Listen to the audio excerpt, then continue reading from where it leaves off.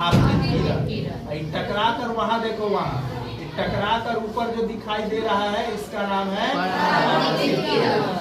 और अविलंब और आपतित किरण के बीच के कोण को कहते हैं आपतन कोण। कोण अब परावर्तित किरण और अविलंब के बीच के कोण को क्या कहते हैं? परावर्तन कोण। कौन सा कोण? परावर्तन कोण। तो आपतन कोण और परावर्तन कोण दोनों क्या होता है? बराबर। तो इसमें अगर आपतित किरण मान लो 50 डिग्री का कोण बनाकर आ रहा है तो परावर्तन कोण भी कितना होगा? 50। अच्छा, जैसे जैसे इसको खड़ा करेंगे कोण का मान घटेगा कि बढ़ेगा? घटेगा। जैसे जैसे ऐसे करेंगे कोण का मान बढ़ेगा। तो इस कोण का मान बढ़ रहा है। अब कितने हो गया? मान लेते हैं 80 हो गया, तो वो भी चला गया 80। देखो कोण छोटा करेंगे तो पास आ गया।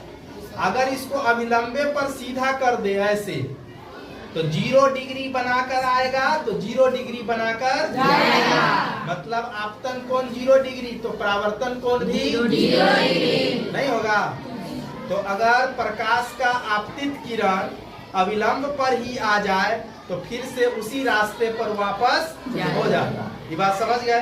तो समतल दर्पण में आपतन कोण परावर्तन कोण के बराबर है।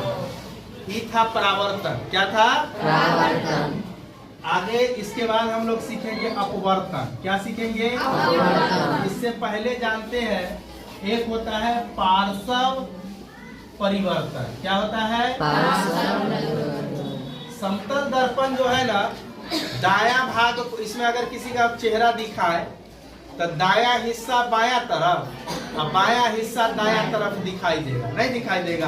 अगर हम कलम को मान लो इसमें खोस ले ऐसे, तो जब हम अपना चेहरा देखेंगे तो ये कलम हमारा, या देखो ये ऐसे करके चेहरा अगर आईना में देखेंगे तो ये हमारे लिए किस साइड है? बायां साइड। लेकिन इसमें जो चित्र है उसके लिए वो दायां साइड है, नहीं है? हमारे बायां साइड है, लेकिन उधर से जो चित्र है उसके मतलब अगर हम दायां हाथ अपना उठाएंगे तो ऐसा लगेगा कि चित्र में कौन सा हाथ उठाया जाएगा? अब बायां हाथ उठाएंगे तो लगेगा तो दाहिना हिस्सा बायां तरफ। देखो चंदन अपना मुंह देखेगा, इसका दायां कान बायां तरफ दिखाई दे रहा है, अब बायां कान देखो ना, खड़ा होके देखो, देखो बाल देखो, तो बाल ठीक करो, बाल एवं जुल्फी ला रहा है। तो दाहिना हाथ से जुल्फी ठीक करेगा तो इसको लगेगा हम बायां हाथ से कर रहे हैं, अब बायां हाथ से करेगा तो इसको इसमें लगेगा